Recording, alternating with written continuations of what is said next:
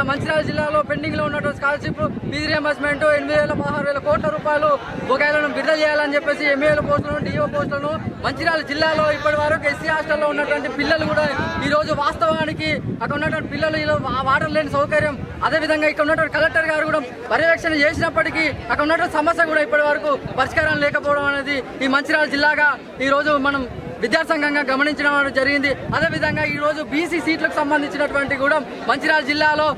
degree college కావచ్చు, government degree college కావచ్చు, అదేవిధంగా జూనియర్ కాలేజ్ కావచ్చు, సీట్లు జూనియర్ కాలేజీలు ఉన్నా కానీ డిగ్రీ కాలేజీలు ఉన్నా కానీ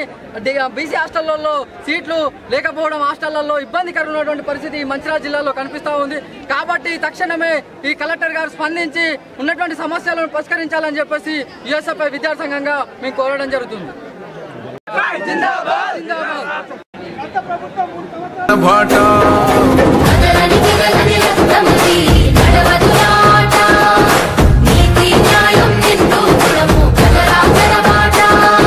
నిప్పు చెదలే పట్టదురా నీతిని మరిసిదిరా, ఉప్పెన తీరుగా వస్తదిరా చూసుకోండిగా, పిడికిలి ఎత్తిన నేలబడి